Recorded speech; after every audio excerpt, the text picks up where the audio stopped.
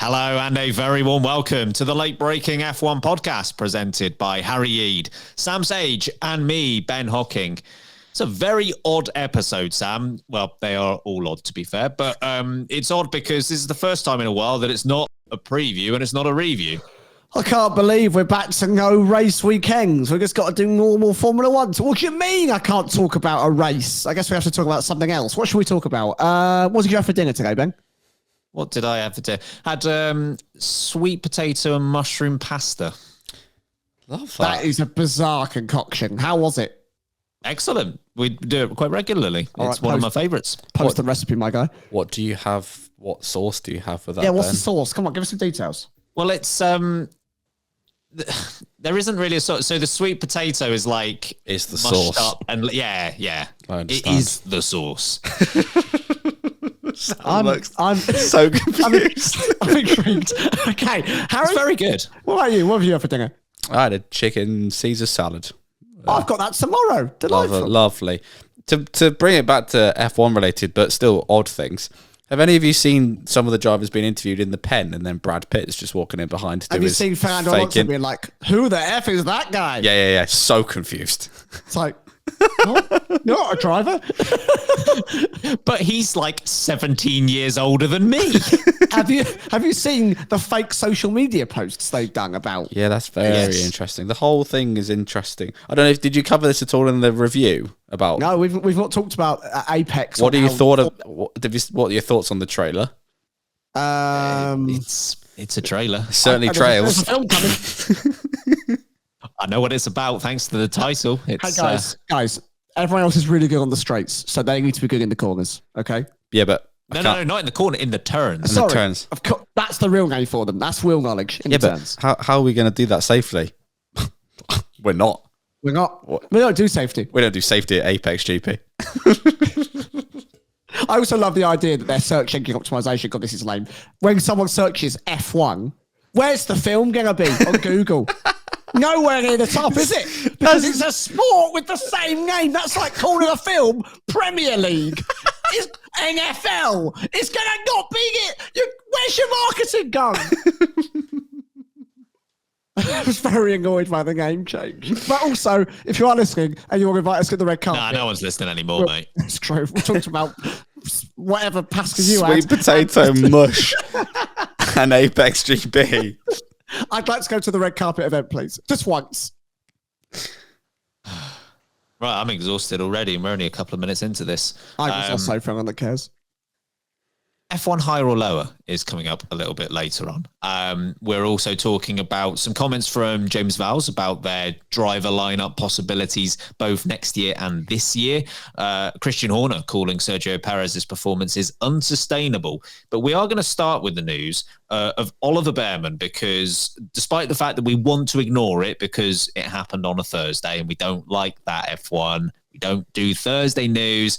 He is actually going to be racing for Haas. He's signed a multi-year deal with the team starting from next season. This is what they had to say about it. He's developed into an incredibly mature driver under the guidance of the Scuderia Ferrari Driver Academy, and the world saw that for themselves when he was called in at the last minute to compete at the Saudi Arabian Grand Prix. Oliver proved he was more than ready for the task, and we've seen that for ourselves, running him in the Haas cars in our first practice sessions over the past 2 seasons. It's not the biggest surprise news in the world, Sam, but it has been made official. Do you think this is a good move for the team? No. You're unconvinced? I am unconvinced. I was really wowed by his Ferrari drive in Saudi Arabia, and that stood out to me as a real impressive moment. I thought he did fantastically well under a lot of pressure. I thought he delivered a very good result for Ferrari after being thrown into that car, of course, after Sainz had his appendix removed. He did a great job against some fierce opponents, but in the field where he's actually being asked to prove himself and is developing as a driver, he's not wowing. He's not going out of his way to blow away the competitors about him. He's not, in my opinion, making me think, core blimey, Governor, strike a light and no mistake. You're the next big thing. You're the next George Russell, the next Lando Norris, the next Max Verstappen, who don't even take part in F2. It feels a bit more like, dare I say, Logan Sargent's F2 career, Zhou Guanyu's F2 career, all drivers that had solid F2 careers, but didn't blow anyone away, didn't go away and run away with things. And I guess this is why he's going to Haas, and why, no disrespect to Haas, who are much improved. And all of my imposting aiming that I shouted at you, which I think was deserved, is you've rightly proved me wrong. But equally, it's a proving ground, right? He's not going right at the top. And maybe he's one of these drivers that is just going to settle into the world of Formula One way better than he settles into the world of F2. Maybe he fits the car better. I don't know. But I was expecting more from his F2 season. I really thought, this whole Antonelli-Bearman rivalry that we spoke about at the start, people were talking about how it could be, Senna-Prost-esque in the junior formulas. And I know that Prema is not brilliant this season. I know it's not their best ever car, but still, it's not looking good at the moment. He's not having an absolute thriller of a time. So I expected him to be a bit better. But hey, they've taken a punt on him. Magnussen, who still hasn't signed, of course, they've lost Hulkenberg, but Magnussen hasn't signed yet either. So there's only one driver signed up to that team. They've gone for a rookie. Let's see if it pays off for them. But I think he's got a bit of work to prove himself. Good move, Harry. I understand this move, and I think after, I'm with you, Sam. His F2 performances haven't been stellar, but given how well he ran in that race for Ferrari, it's no surprise that they have done this. Haas, you've got one rookie now. You don't need another one. We need two. No. You've done. We love pairs, and not the fruit. Conference. We love pairs. You don't need to have another one now. So just be calm. You've done one good start. Now get an experienced one, or keep an experienced driver. But I understand this move, and for Haas, I think it is a good one. You're right, Sam. The Antonelli-Bearman rivalry in F2 has just not materialised. I mean, they're nowhere near the lead of the championship. I know the President said they was 14th. Yeah, and 13th, I think. Yeah, Antonelli's like 9th or 10th or something like that. It doesn't read quite as well, but I think there's probably more to it than that. Bearman, I think he's been all right, as has Antonelli. And F2 is such a competitive and also completely random, it's chaotic category of motor racing that sometimes you don't win for reasons that are far beyond your reach. I wouldn't really base it solely on that, and I think they must be looking at what he's doing when he's doing practice sessions, and obviously what he did in the Ferrari. So overall, I think a solid move. If you are the driver that's leading the F2 championship, so if you are Isaac Hadjar, for example, you must be going, what do I need to do to get enough one seat? I'm winning. Hey, I mean, the way the Red Bull program's going at the moment. Very good point. Point. He might be there by Belgium. But yeah, so on the face of it, it looks a bit odd that the person who was 13th in the F2 Championship is getting an F1 drive next year, but it probably doesn't tell the whole story. So I think overall, solid move. But as I say, Haas, you don't need to get two. I think they need two. Of course, Harry's referencing the last time they went for two rookie drivers, Mick Schumacher and Nikita Mazepin. If you've paid any attention to Haas, you might have noticed neither of them are there anymore, indicating how well that move went. I think this is a good move for Haas. I think they've made the right call with this. They've never found the balance between youth and experience. It's either Grosjean and Magnussen or two rookies. There's nothing in between, and I love it. But maybe they finally actually got this right. And I think they have, in fairness to Haas, done this the right way, in that when Mick Schumacher came to the team, he had done one free practice session for Haas. I believe it was the Abu Dhabi Grand Prix of the previous season. That was it. Nikita Mazepin, I don't believe, had any free practice sessions for the Haas team. Bearman has already done 5 free practice sessions across this year and last year, and he's still got 3 more to come this year. So by the time he gets in the car, not including other testing, he will have done 8 free practice sessions. Well done, Haas. That is how you introduce a driver into F1. I think he might have a similar opportunity to what Charles Leclerc had when he had his 1 year at Sauber. And now I appreciate this will be more than 1 year. But Charles Leclerc, he had a car good enough to compete at Sauber. He scored 39 points that season, but still relatively low expectations where there's not really much expected of you on a week-to-week basis. Based on where the Haas car is right now, that might be the position Bearman comes into, which I think would be good for his development. I'll also give Haas some credit because whilst everyone is playing the Carlos Sainz sweepstake and trying to outwit each other to get his signature, and I don't blame them for doing it, Haas are kind of just on the side like, you know what, we're just going to conduct our business over here. We know we want Bearman. You might not be interested. We're going to take Bearman. And if rumours are to be believed, maybe they're looking at Ocon whilst other teams aren't as well. So I kind of admire that. But I do think this is a good move. I appreciate the concerns about his F2 performances. They are far worse than what he had last year when he finished in 6th place. He is currently 13th. He had 4 wins and 3 poles last year. He was very good. I am not as concerned about them because, similar to what you said, F2 is a bloody lottery at the moment, and I do not trust that spec series as far as I can throw it. You've got seemingly half a dozen drivers per weekend being what is commonly known as mecha chromed based on the engine provider that the series has. And I just can't quite get behind the idea. It's supposed to be a spec series. I can't get behind the idea that Antonelli is not better than what he is. I can't get behind the fact that Bearman is 7 positions worse than what he was last year. And obviously not Prema related, but Victor Martins is another one.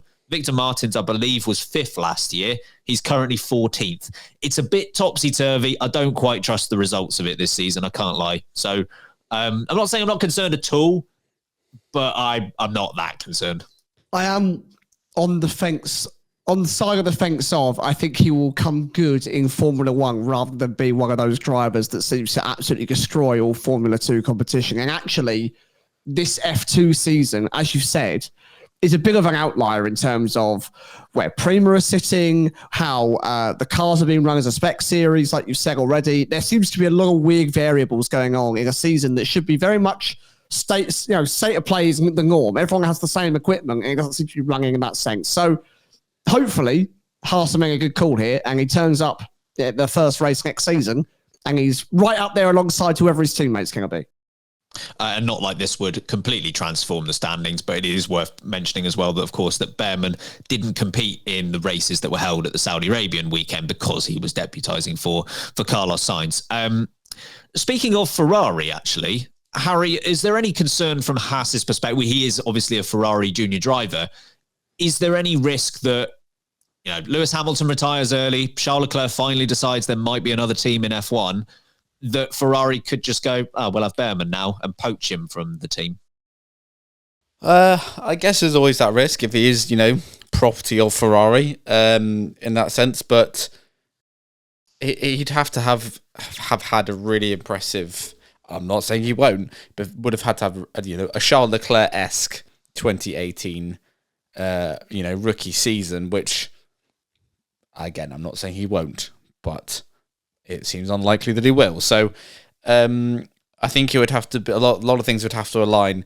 Bearman would have to have had an absolute belter of a first season, even if it's 2 seasons in, and obviously Hamilton or Leclerc need to decide they actually are fed up of being at Ferrari and leave, which again, doesn't seem to happen. Leclerc is, as Sam said in our power rankings, he's there till 2020 life. So I don't think he's going anywhere soon. Hamilton has signed up for a few years anyway. And I don't see him quitting, to be honest. I think he's there for the project. So I'm sure it's at the back of Haas's mind, but they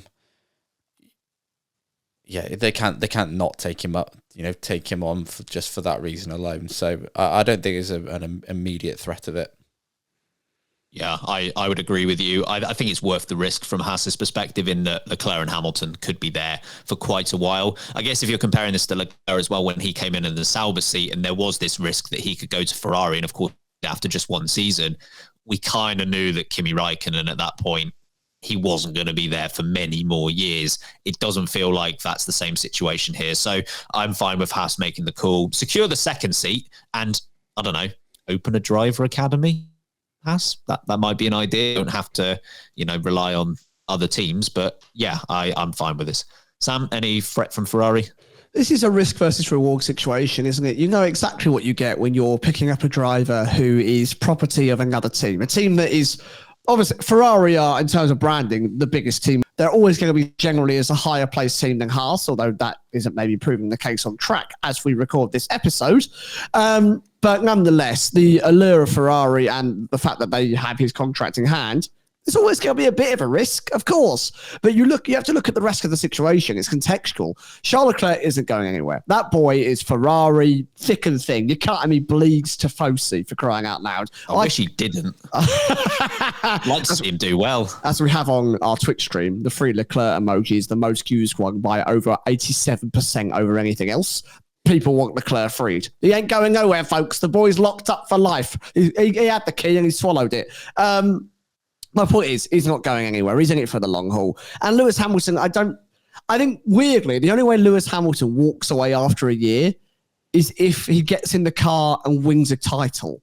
That might be the only way he goes, cool, I want a title with Ferrari. I'm going to leave on a high. See you later. Bye now. I don't think other than that, Hamilton's there for a project. It's his last proper project. At least a couple of years being put into it here. Hamilton, unless that happens, is not going to go, no, I was only fourth in the championship. Nah, I'm going to pack it in now. It's a lot of effort, a lot of moving around where he could have done that with Mercedes. So realistically, I think the risk of Bearman suddenly disappearing after Ferrari is a very, very low one. And they should get, I think, at least 2 years out of this Bearman deal, which maybe they do start an academy. Maybe they get their ducks in a row and they start to look at some drivers slightly further down in terms of the formulas and go, we're going to target that young individual and we are going to nurture them and bring them in. And that's actually who we're going to replace Bearman with in a couple of years when Hamilton maybe does decide to retire. Who knows?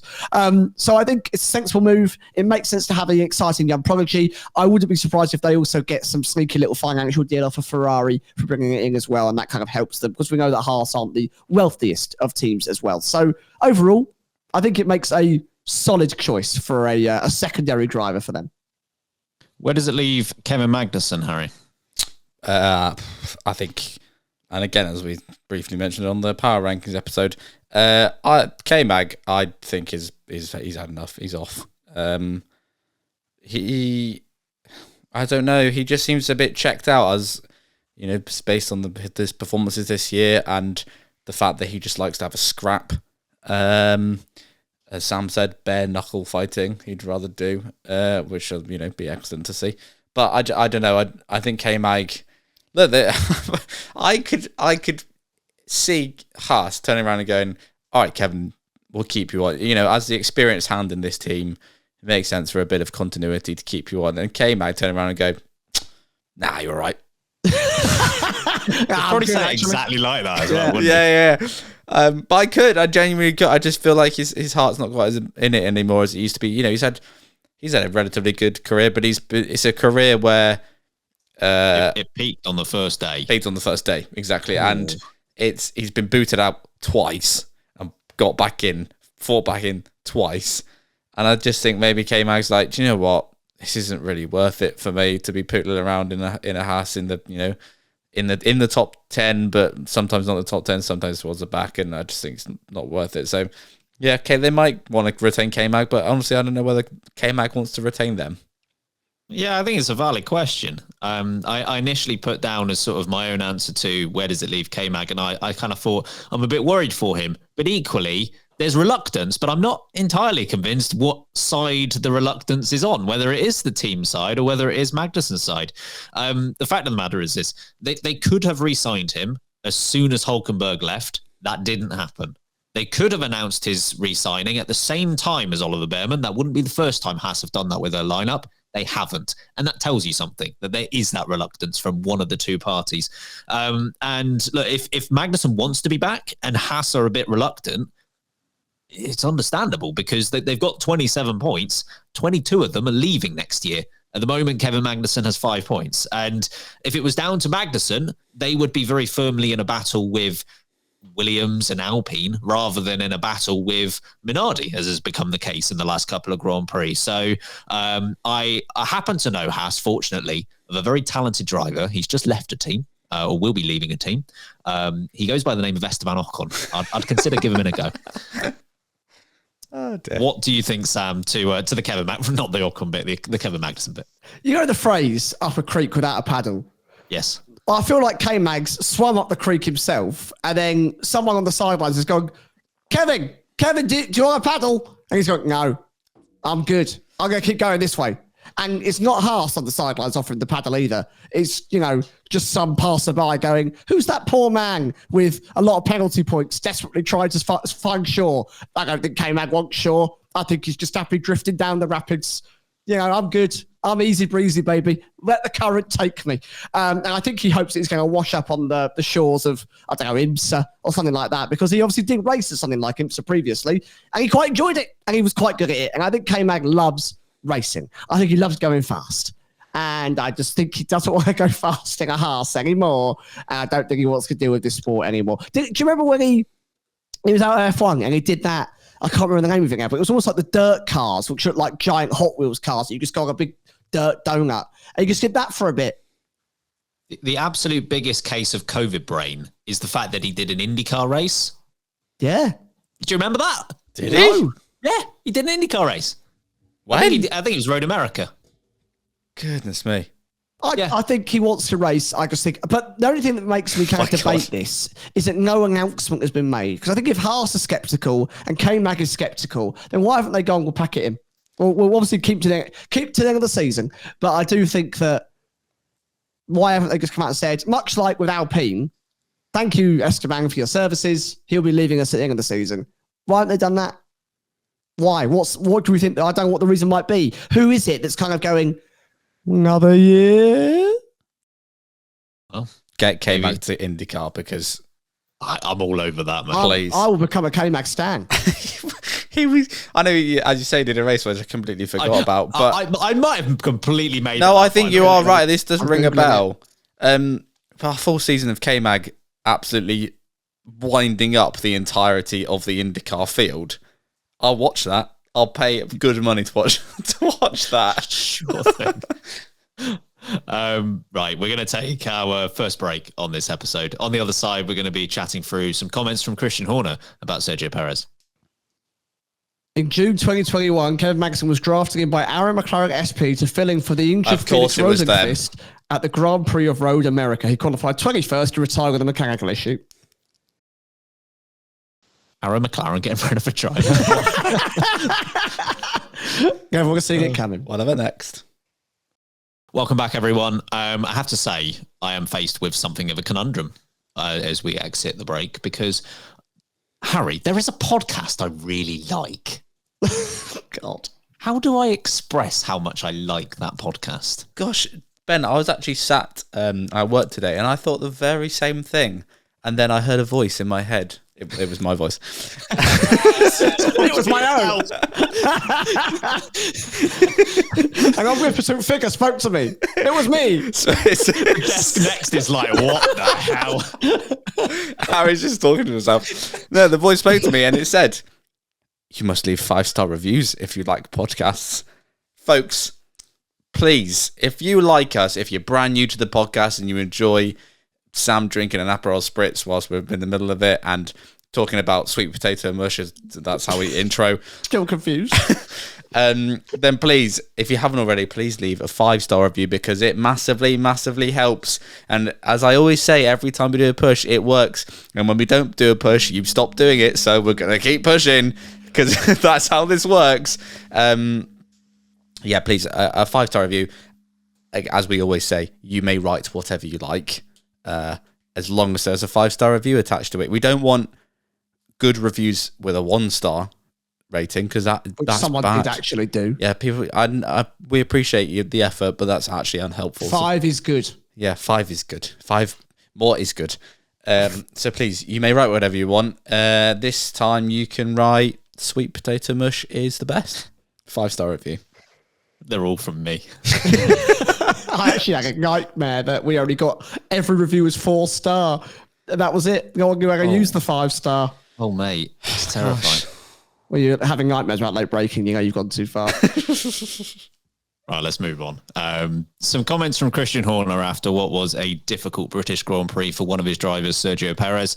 Horner said that he knows, Sergio Perez, he knows it's unsustainable to not be scoring points. We have to be scoring points in that car. He knows that. He knows his role and his targets, and nobody is more eager than Checo to find his form again. We know, Sam, there have been some rumblings about what they might choose to do with that seat. What's your take on Christian Horner's comments here? I mean, don't give him a 2-year extension, pal. I mean, why have you done it so early? Why, we called you out on it weeks ago. Why did you give it to him before the worst part of the season, which he's continuously displayed as miserable?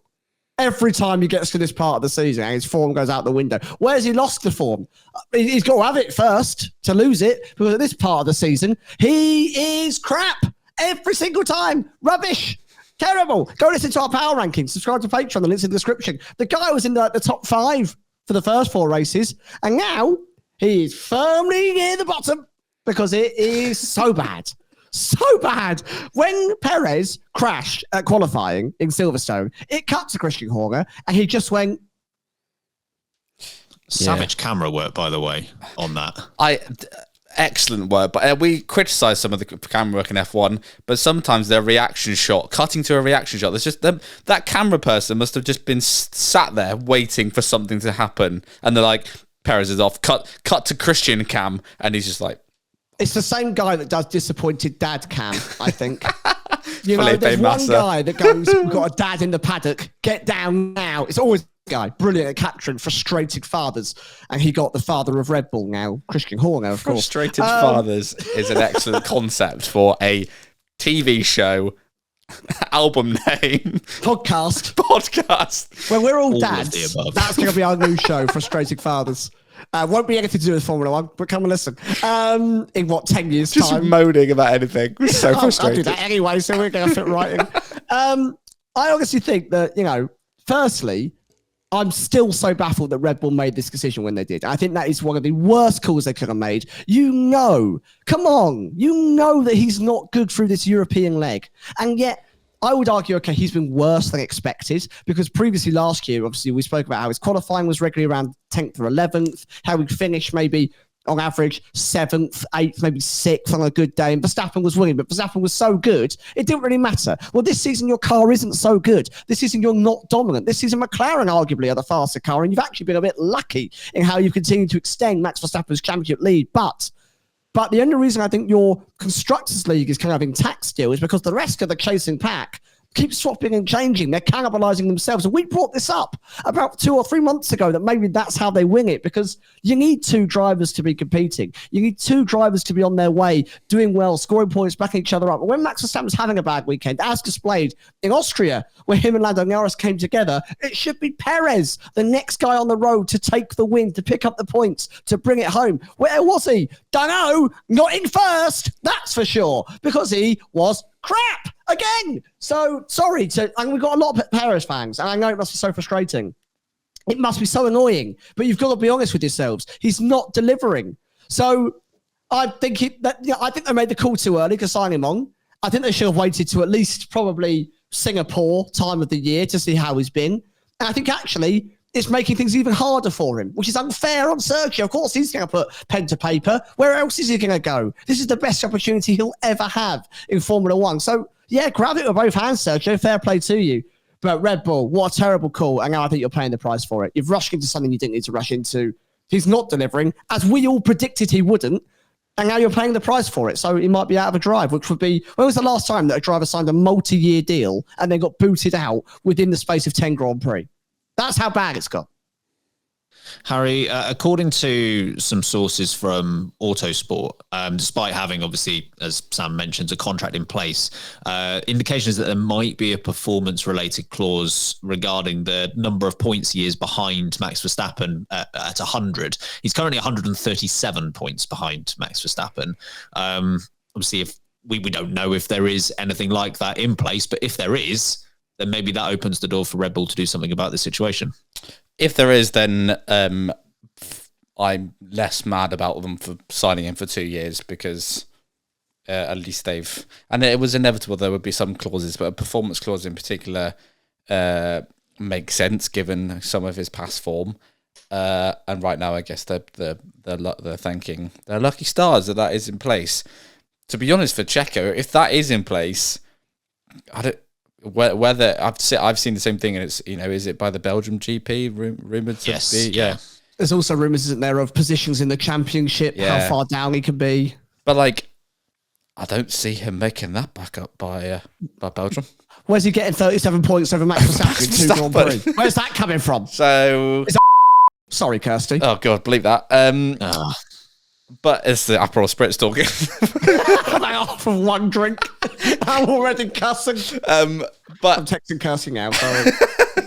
But yeah, for Checo, I think the only thing he can rely on at the moment is not his own form, but is the fact that there's no real worthy replacement that could come in mid-season. Maybe there is for next year, but mid-season, which I know there are rumours that they could swap it, and Red Bull, they got form in this area. But right now, who would they promote? Ricciardo obviously has been rumoured, but up until yesterday at Silverstone, as we recorded yesterday, Sunday at Silverstone was not a good day. He had a couple of good races, but it's been very up and down and relatively underwhelming for Ricciardo. I swear to God, if it's Ricciardo. Sonoda. Go on, do it. I will just to make Sam mad. Do it, Christian. Sonoda. To be honest, though, I was thinking about this.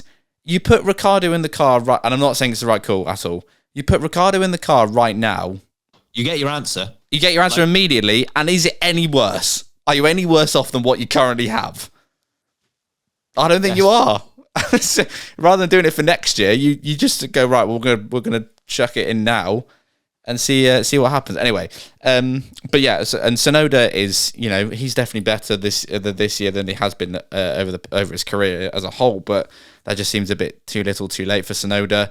There's obviously Liam Lawson on the sidelines, but do you chuck him in as a rookie? We've seen that happen before, and it's ruined rookies. Pierre Gasly, Alex Albon will attest to that. I mean, but they're not in a top team. They're in an Alpine and a Williams. Fair. Your point is made. So yeah, it's a tricky situation they find themselves in, and I guess that will help Perez's case here. It's quite a weak point, but it's a point nonetheless that he has in his favour, because yeah, it's a dramatic spiral, this, and I know this must be so hard as a driver to mentally try and compartmentalize how to deal with this pressure that is increasingly being ratcheted upon you, and I feel for Checo in that sense, because it must be so difficult to try and pick yourself out of that slump. But the downturn over the past few races has been, I mean, biblically bad. It's not, and not to be over dramatic, but it's bad. You did just say biblically. I know, but it's bad. It's really bad. Oh, I know. I know. Yeah. So it's not looking good. Whether Red Bull do take the risk, I don't know. I could see them doing it, to be honest. Chuck Ricciardo in, or Sonoda for the rest of the season and see what happens. They've got Lawson on the sidelines. They can chuck into the Minardi if they want to, rather than put Perez in it and see what happens. But I don't know whether they're going to be that risky. Yeah, like you say, it's not good. And what makes it, I think, equal parts frustrating and confusing is that if Perez was like this the whole season long, you probably wouldn't expect anything more. But we know he can be so much better. And he was so much better at the beginning of the season. He had 4 podiums in the first 5 races or something like that. Like he was performing at a good enough level for that car. And then it just completely disappears. And it doesn't make a lot of sense, but it seems to happen. I think Christian Horner's demeanour over the last couple of Grand Prix has changed a little bit. I think he is starting to get worried, if not for this championship, which I think he has a valid reason to be worried for this championship, to be fair. But I think at least for future championships, he's got to be concerned. And of course, remember, I think it might have been the Spanish Grand Prix, but I'm happy to be corrected. One of the previous Grand Prix, he referred to Sergio Perez's form or his result as an anomaly. It might have been the Spanish Grand Prix. He's making Horner look like a bit of an idiot by not showing that's an anomaly. And that's not going to go well with your boss when you come out and defend him essentially by saying this is a one-off, and then it very much turns out to not be a one-off. He has now gone 7 races without being on the podium. That is the longest run without a podium he's had since the middle of 2021. That didn't happen last year, didn't happen in 2022. And in his last 5 races, he has had 15 points. Hulkenberg has 16 in the last 2. It's not good. And of course, Drivers' Championship wise, obviously, we're not expecting him to beat or even match Verstappen, but the Constructors' Championship is where it matters. And we've had 12 races so far this season, so we can split them straight down the middle and say the first quarter and the second quarter of the season. So first 6 races, Constructors' Championship, Red Bull, 239 points. That's 52 clear of Ferrari, 115 clear of McLaren, and 175 clear of Mercedes. Not very close. Made a little bit closer thanks to Verstappen's DNF at the Australian Grand Prix, but still a comfortable lead over Ferrari in second. Last 6 races, Red Bull, 134. Ferrari have had a terrible 6 races. They're on 115, 19 behind. They've had an awful 6 races, and they're basically there. McLaren, 171 in the last 6 races. That's 37 more than Red Bull. And Mercedes, 154. That's 17 more. 20 more. Like that's... You've got 2 teams that are outperforming you in the last 6 Grand Prix, and 1 team that's had a nightmare who's only just below you. And in that run, last 6 races, Verstappen has won 3 of them. He's won 3 of them, won a sprint race, and was second last time out at Silverstone. He can't do much more, yet they're still struggling. These are the sort of stats that Christian Horner must be looking at and saying, look, I think we all thought that maybe it would become a problem next year or the year after if these other teams can catch up. It's happening this year. It's happening this year. If Ferrari had matched their first 6 races in their second 6 races, they'd be beating Red Bull right now. Only by a point, I think, but they'd be beating Red Bull. Says a lot. I mean, I hope Red Bull get a chiropractor in for Max Verstappen's back because he's carrying this championship on his bloody shoulders, bless him. Yeah, the fact that the top 3 teams are now separated by, 80 points? Something like that, 78 points, something like that. If McLaren go and do bang exactly what you said over the last 6 races, and they do it for the next 6 and the 6 after, they win the Constructors. Yeah. Ferrari don't even need to exist. McLaren will outdo them anyway. They'll jump from 3rd to 1st. Perez, mate, what's your case made out of? Paper, and you're walking around in the rain because it's bloody useless. Let's turn to everyone's favourite segment, F1 Fantasy. Oh, thank God. I could get much happier. I actually hadn't looked at this I looked just as we started recording because I was like, maybe things are going well, but let's find out. It's the joke that never dies, mate. Don't understand. No spoilers, but yeah. Let's have a look at the top 3 in our fantasy league. And by the way, if you're not joined and you'd like to join, there's still time. We've still got registrations open. Link and all the details are in the description. Got Nice Guys finish first, still in first place in the league. So well done for holding on to that. Sweet Papayas is still second. And It's All Gone Wrong has managed to make its way up to 3rd place. All Gone Wrong is a great name, by the way. It is. It's a great name. Winner for the British Grand Prix was Steak Tuesday F1. So well done to you. It's nice to see Staker winning something. You're cooking. But of course, how are we doing? Not well. Sam, you had Charles Leclerc as your 2-time driver. I did. Yeah. That should probably give away the fact that you have dropped 52 positions. You're now 270th. Yeah. Leclerc and Norris have really let me down the last 2 Grand Prix, but I'm still in the top 300, so I'm okay. As a comeback. Yeah, I also have Leclerc in my team. So I'm down 31 positions, 368th. Kirsty is down 36 positions to 497th. Now, coming into this race, Harry Eade was in 1,366th. Make that 1,398th. That's down 32 positions. Are you just ahead of the people joining now? Like, are you actually last? Basically. I mean, anyone joins with the points that they've already accumulated, like, throughout the season. Oh, gosh. You're just forever going to lose places then. People will just keep joining and be better than you. I think there are just about fewer than 100 people below you. That's quite an achievement. Because there will be people that kind of make a team who just forgotten and don't care and go, oh, I forgot that was even a thing. You're on this show every week. Can I look? I didn't show us your team. Read it out. Come on. I didn't change it after last week. Well, neither did I, mate. So that's not an excuse. Yeah, but no, I'm not. I'm just saying I changed it. And it went badly. So I'm like, well, I'm not going to change it again because it's pointless. Lando Norris, I had my 2 times on him, so he's done me an absolute solid. So thank you, Lando. Win the race next time. And after that, oh no, my next one is George Russell. Oh, that's harsh. You can't help that. My next one is Charles Leclerc.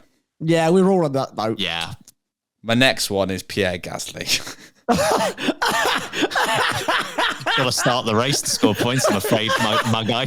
My next one of your team get points. Next one is Valtteri Bottas. And then my 2 teams are Alpine and RB. So. Oh God, how is it such an awful team? So across all of your drivers and all of your teams, Norris was the only one that scored points. But he got a 2 times boost, so that's great play. Well, it could have been worse, so much worse. As mentioned, if you want to join the league, you can do. The link is in the description. Oh boy, we're going to take our second break on this episode. On the other side, we're going to be talking through Williams and Logan Sargeant. So it was a better British Grand Prix, it has to be said, for Logan Sargeant. Just missed out on points, but of course the rumours continue to swirl about what will happen to his seat next year. We know Alex Albon is locked in for a couple more years, but Logan Sargeant is not, with rumours that he won't be staying at the team. James Vowles was talking to Sky Sports F1 this weekend. He had the following to say: Logan, all the way throughout, has been provided with the opportunity to retain his seat. That's in his control. I need performance that is at Alex's level. I need him to be there day in and day out. We also have a responsibility into why he hasn't been there. There's been several races where we have not provided the right equipment simply because of attrition. That's not been the case for several races now. There will be a line in the sand where we have to make a decision. And at that point, both for 2025 and maybe for something this year, we'll make a decision on it. Sam, obviously the fact that Logan Sargeant is potentially at risk for next season, that's not brand new information, but he very clearly states here maybe something for this year as well. Do you read anything into James Vowles' comments? Well, I respect James's refreshing honesty. And I said this, I think, last week. I do respect the fact that he's being so public about it. I think he's not shying away from the fact that Logan Sargeant hasn't performed. But what is really frustrating me about all this is that, you know, the old phrase, you know, you make the bed, you know, you've got to lie in it now, mate. Well, if that's how the phrase goes. That classic phrase. Close enough. It always does end with mate, yeah. My point here is, James Vowles, you knew what you're getting yourself into. Logan Sargeant wasn't some anomaly. He wasn't some great unknown that you hadn't worked with before. You had a whole season with him. His junior career was good, you know, acceptably good, pretty decent. So you brought him on. Okay, great. You gave him a year. We, all 3 of us, said it wasn't acceptable. Not really good enough. Surprised he's getting another year in the game.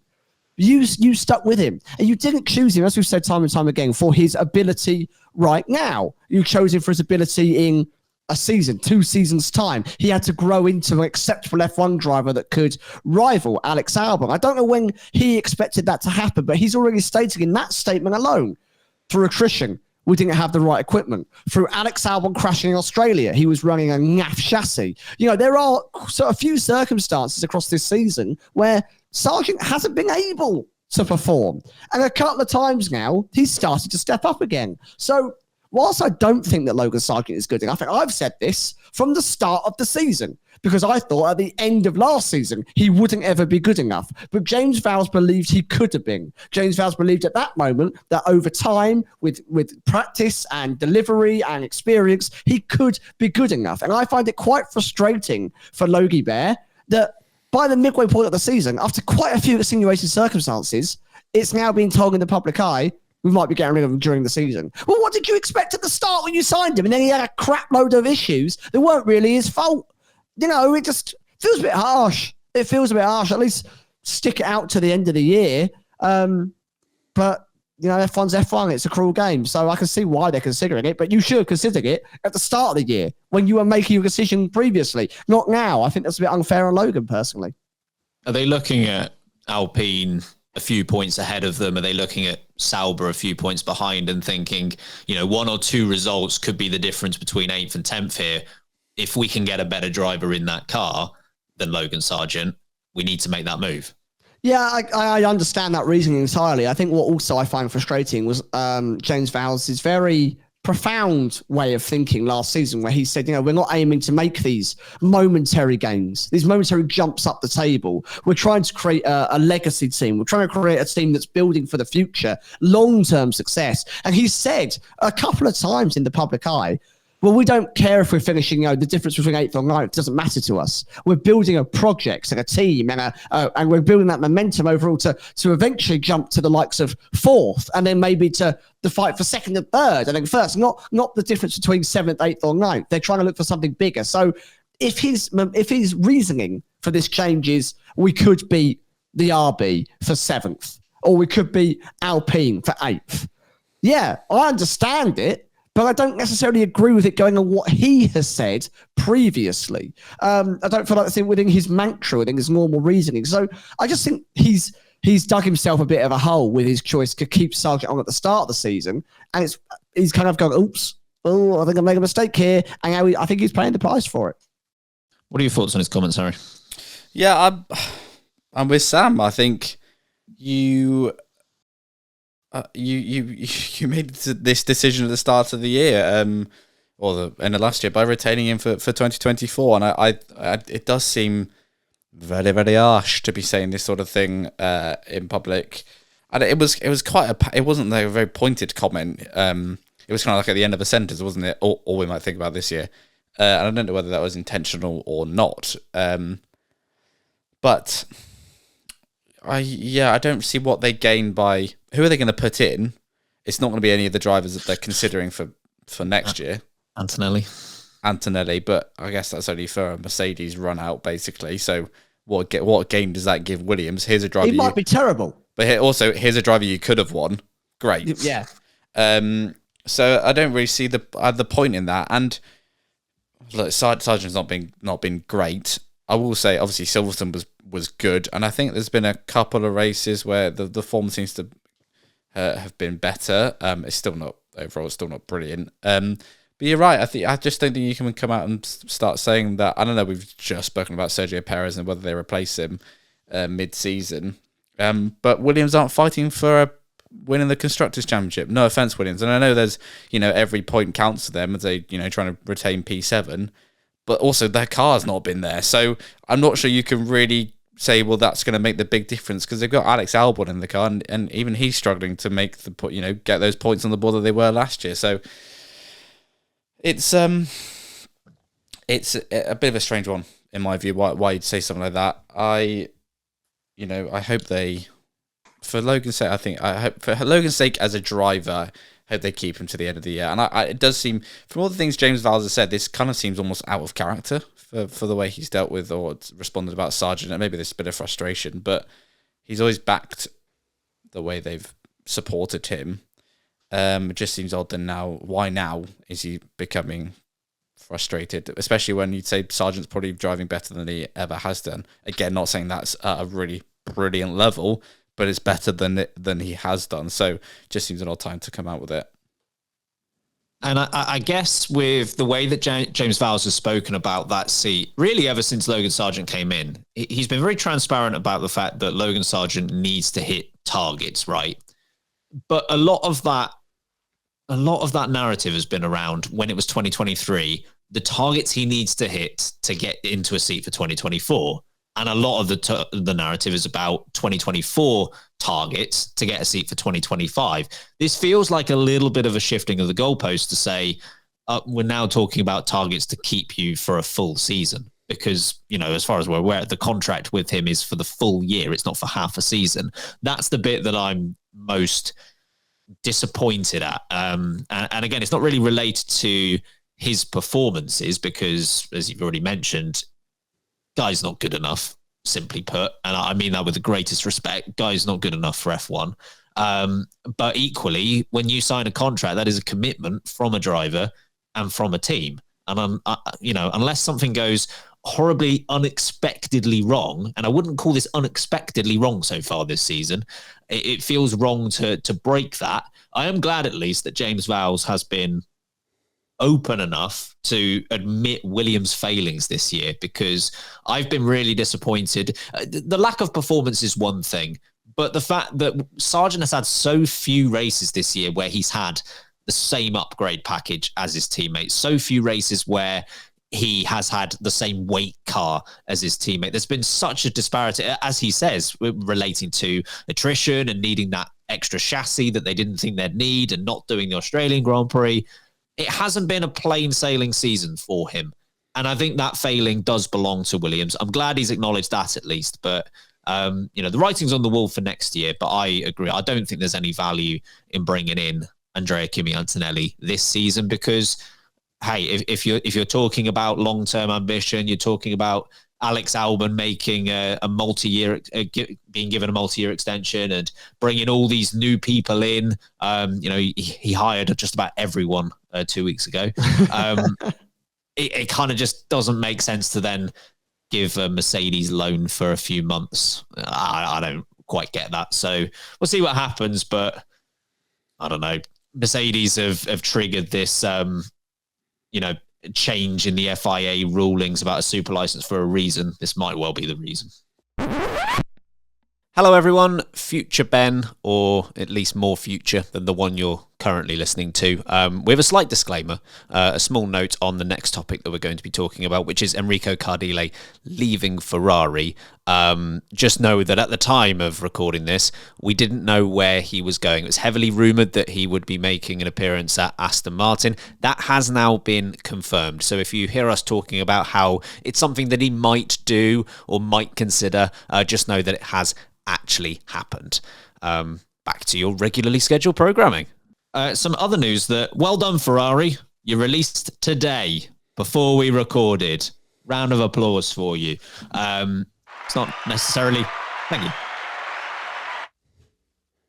That applause can now stop because it's not great news for Ferrari because they've lost someone. So Enrico Cardile, who has been working... Good. He's been working for Ferrari for quite a while now. We actually spoke about this. I can't remember if it was on a main episode or on a Patreon episode, but we spoke about the rumours that Cardile might well turn up at Aston Martin in the not too distant future. News today is that he has handed in his notice. Obviously, one of the senior members at the team, one of the heads of the pillars or whatever they would call them in Ferrari. So, Harry, how do you view this news? Do you think this is Ferrari have struggled recently and it's been almost booted out the door, or is this him making a move to Aston Martin? Given that it's handed his notice in and not, I mean, you can never read too much into those things with F1 because you could be forced to hand your notice in. Yeah. But I don't know, the fact this is already rumoured, maybe there was a mutual agreement of, he wants to go elsewhere and there's parting ways, coupled with the fact they have struggled recently. I don't know. I don't know whether you would... The Ferrari's form this year, you can't say... I know it's not been great the past few races, but they have also won 2 races this year. I'm not sure that's a fireable offence, in my view. They've had worse years where he's not been fired. Oh, that's true. That'd be true. So I'm not sure why this year would be the year to let him go. So I'd err towards the fact that this is actually a move off to Aston Martin. And again, Aston Martin they be picking up the people. This for fun fact behind the scenes here, folks, when Ben does a schedule, he has different blocks for different sections. This is D block, little peek behind the curtain. And what we were originally going to talk about was Aston Martin signing Andy Cowell instead of replacing Martin Whitmarsh. So they be signing the people, if that's where this is going. So yeah, I'm going to go with that. It's more that, and it's a different challenge for him. But it's an interesting one because I don't know whether we just hear about it more these days, but people fly around different teams quite a lot now. They knock about quite regularly. I know there's gardening leave and stuff to take into account, but it just seems like at the moment there's a lot of people being signed, being fired on gardening leave. They're all at it. They're all at this, and it's always been the case. And I think maybe we are just hearing about it more, but it just seems to be quite a few high-profile people at the moment that are being poached for jobs within other teams as they all scrabble to try and make it to the top of the grid. So yeah, I'll go with optimism here and say it's a by choice and not by force. But yeah, maybe it was just a mutual parting of ways. And regarding the news of Mr. Cowell replacing Martin Whitmarsh. Got sweet potato egg on the line again. Whitmarsh. That's a new name for him. Sorry about that, Martin. We will address that news either on a future episode or on a Patreon episode. Sam, your thoughts on this? Yeah, I was a little bit torn between two paths on what to think about this. Arguably, being fired does kind of make sense. You're right that Ferrari have been in worse places since he joined Ferrari. He was on the Formula One team since 2016, was Cardile, and he used to be part of the GT program. And before that, he worked with Ferrari on numerous other aero projects that they've been going on. So he's been part of the Ferrari family for nearly 20 years. You know, it's a big thing to turn around and say, see you later, mate. We've had a few bad Grand Prix. You're out the door now. Because which year was it? 2019 or 2020? That exists, where they were bloody loathing themselves down the back of the grid, struggling along. 2020. Yeah, there you go. They had a good time, didn't they? Good fun. Anyway, he was there and fully part of the program. Wasn't fired then. But equally, Freddie Vass is in charge now. Speaking of Freddie Vass, he's the one that's taking over the current job. Vass is at the wheel. I love it. He's rolled up the sleeves. He's put the gloves on and gone, can't get the staff. I'll do it myself. Thank you. But, you know, we've got new management. And I think this is quite a bold decision. So I wouldn't be shocked if actually all these upgrades are brought in. They've absolutely thrown the season into disrepute. They can't get the points where they need to now. Red Bull are on the ropes because Perez can't perform and Max Verstappen has to do it all on his own and he's struggling. And McLaren are now possibly the fastest car. I do get why someone like Freddie Vass might be ruthless and go, not good enough. You're out the door now. I'm taking over as Mr. King of Aero, and I'm going to make it all better again. Daddy Vass going to make it all better. Going to stroke your head and put you to bed. Oh, no. No. Equally. With a Vass of milk. Oh, get the tin of Vaseline out. Don't know where that's going. We're going to move on very, very swift. Just wanted to say Vaseline. Daddy Vass and his jug of Vaseline. No, thank you. Yeah. Good. Anyway, slides deeper into his chair. Equally, yeah, it could be that they've struck a deal with one Adrian Newey and have gone, we respect our staff. We understand that we don't want to just boot him out into gardening leave and he's going to be sat on his backside doing nothing. Let him have his career. Let him go off and be successful and have a good working relationship with people and go to another team and kind of fulfill your destiny. And maybe Aston Martin have basically realised and gone, if he's got to serve gardening leave, he needs to go now before we can have him by the start of the next year, potentially. And they've gone, right, Adrian Newey is secured. We'll do that announcement later on down the line. Freddie Vass knows what he's doing, so he'll take over the wheel for the rest of the season. And then we'll bring Adrian Newey in. You can bring in our guy Cardile, and we're all going to be happy. We'll all be good friends. And that's definitely viable. That's definitely a reason for this has happened. I don't know which it is. I wish I did. I have a lot of money. But both seem quite fair if that is the genuine case. I'm going to choose to believe Adrian Newey is going to be at Ferrari with Lewis Hamilton because that's crazy dream level stuff. And that Cardile's found himself a nice seat somewhere like Aston Martin. And this is that being put into motion. It's an interesting strategy, but I think Adrian Newey is going to Haas, so it's not right. Oh, how could I not have thought that? Yeah, I don't have too much to add, to be honest. I think he will pop up at Aston Martin quite soon. I think this is, we spoke about it. It was heavily rumored, about a month ago. I think this is just that happening. And look, fair play to Aston Martin. They're getting the right people in. So yeah, I won't labour the point. I think it's a good move for Aston Martin. If it indeed happens, I expect it will. Let's take the final break on this episode. On the other side, we're playing Higher or Lower. God, we are nattering on, aren't we? Welcome back, everyone. It's time for F1 Higher or Lower. It's F1 higher, it's F1 lower? Is Sam faster? Is Harry slower? F1 higher, F1 lower, F1. Beautiful. Watch it on YouTube. We boogie. That's arguable. We try. F1 higher or lower. So I've got 6 questions in front of me. All of the answers to these questions have a numeric value. They'll take it in turns, will Sam and Harry, to guess what the correct answer is. If they get it right, they get 2 points. But a lot of these are very difficult. So in most instances, they won't. The other person then gets the opportunity to say higher or lower than that first guess. If they get it right, they get a point. But if they get it wrong, the person who guessed initially gets the point. So numbers 1 through 6. Sam, what number would you like? I'll have number 3. Oh my word, we're starting with 3. Right off the bat. Goodness me. How old was Danny Kvyat when he secured his first podium in F1? Oh, crying out loud. It could be anything between the ages of 7 and 43. I literally... I don't usually do this. I'm going to give you a hint. It's not 7. Oh, thank you. Thanks for letting me go, mate. It's very kind. First podium in F1. I'm going to say he was 25. He was not 25. Do you want to go higher or lower than that, Harry? Older or younger, I dare say. Well, yes. Younger.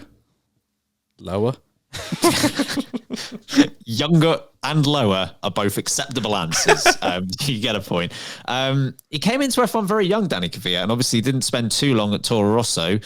He was only 21 years old. Blimey, that is much younger than I expected. Closer to 7. Young boy. I think he's like 4th on the list or so of youngest drivers to get a podium. He's certainly up there, but yeah, just 21. Harry, over to you. It's 9 plus 10. I have number 2, please. That's a niche reference. Sam, you don't have to worry about this one. There's no chance he gets this one right. I can't wait for him to get it exactly right. It's about 2020. He can't remember. If he gets the year exists. Yeah, nothing happened then. What's the year between 2019 and 2021? I would not back him to get it right. I don't know. 2003? How many laps were there at the 2020 Sakia Grand Prix? 83. No. Higher or lower, Sam? 83? That's insane, Jeremy. I'm going to say lower. You're not correct. It's higher than 83.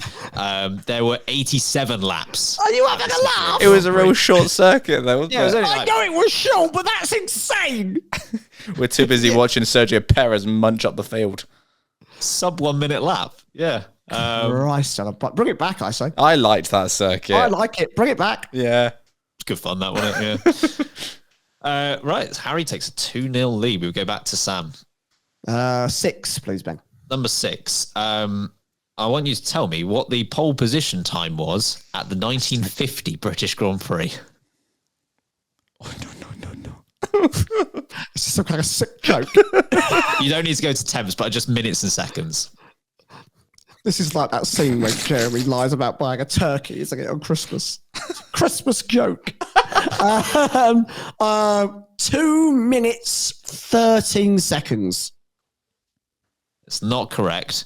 Very difficult one to get spot on, obviously. What is it? Was it quicker or slower than that, Harry? It was Different game. Cool. F1 quicker. It was quicker, I'm going to say. Said that very confidently. I have no idea. No, you're right to be confident. It's quicker. Excellent. Not by a huge amount, though. 1 minute 51. So you were certainly not too far off. But yes, it was quicker. Having an F1 stinker. Sorry, what's the opposite of that? F1. The belter. Right. Harry, you're pretty impressive, but even you, I don't think, are going to find a way to lose when 3-0 up. We'll soon find out with 3 questions to go. What number would you like? What's left? That's a point gone. Deduct it. You started well. 4? Yeah, that's fine. How many fastest laps has Lewis Hamilton claimed in F1? Oh, 97. It's not 97. Higher or lower, Sam? Lower. He's on the board. Lower is right. 67. Bit washed, didn't he? Oh, pathetic. Yeah. He just needs 2 more, and it'll be real nice. That's all I'm looking for, baby. I expect it from Sam. I'm disappointed in you, Harry. I hate how low I am in his estimations. Right, we've got 2 questions to go. The comeback is on, Sam. What number would you like? 5? You can have number 5. How many teammates has Fernando Alonso had in his F1 career? Oh, God, Harry knows the exact answer. He's doing the maths as he speaks. For folks not watching on YouTube, I'm doing finger counting now.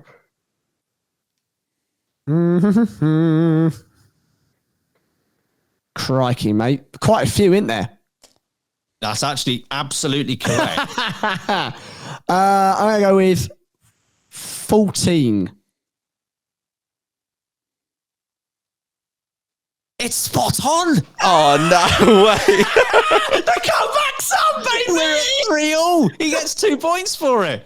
Exactly 14 teammates. I didn't think to write them down, but I literally couldn't name you half of them.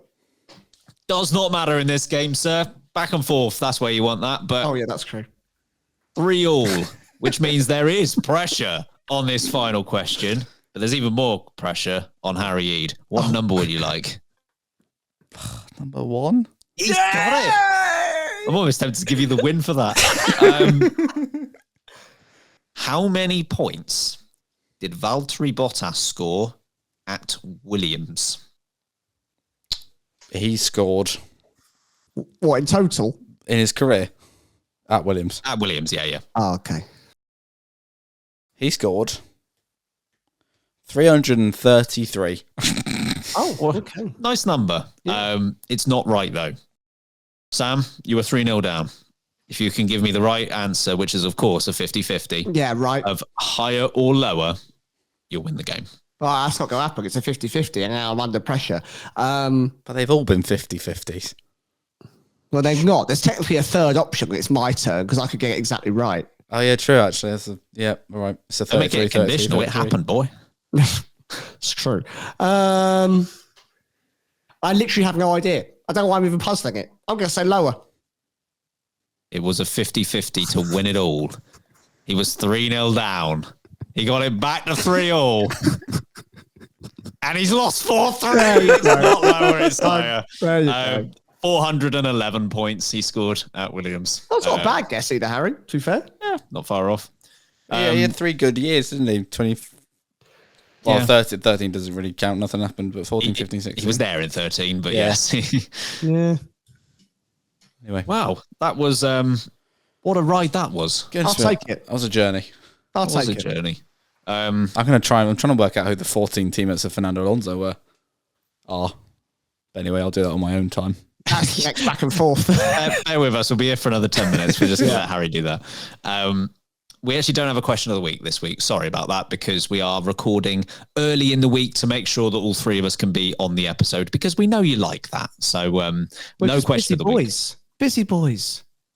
I will somewhat confidently say there will be a question of the week next week, because I don't think we're recording on a Monday, but I'm not going to say it incredibly confidently. I think you'll get one next week. You'll have to follow us on social media to find out.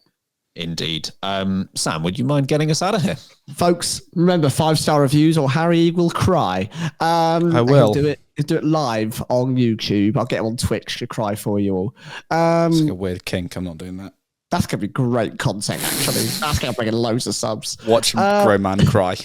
Grown man cries for 1 hour plus. Join the Patreon, links in the description. You get loads of great content. And it is, even Reddit are talking about how great value it is. So, I mean, how much do you think it costs? Ben, how much would you pay for it? Oh, I don't know. 20p? So there. The other guy that's on the podcast, how much would you pay for it? Well, I saw the comments on Reddit. They were saying things like it must be worth 150, maybe 300 pounds. Underselling it, aren't They they? are underselling it, because I'd pay at least £1,500 a month for that content. As the person on Reddit said, so poor. Guys walking into shops spending $1,000 on a loaf of bread. the person on Reddit said it's a ludicrous amount of content, and they're correct, and it's worth at least £1,500 a month. You know what? I'm going to agree with him. It is worth at least £1,500. Who needs to pay rent? Or live? Give us your money. It's far less than that, but go and check it out. You know, there's 3 tiers. You get loads and loads of content for it. Discord's available. We're going to get 3,000 people in Discord, which is pretty cool. That's a very niche Office reference. So yeah, come and join Discord. Follow us on social media. See us on Twitch. Yeah, well, by us, I mean me, because those two don't bother. I don't even know how it works. How do you Twitch? I had a Twitch once. So he got. Yeah. I gave him a twitching his eye when I ignored him. So yeah. I get sleepy and I get a twitchy eye. That's right. For Christ's sake. All right. We'll see you on Sunday. In the meantime, I've been Samuel Sage. I've been Ben Hocking. And I've been Martin Whitmash. Remember, keep breaking late. He's creamy. Oh, no.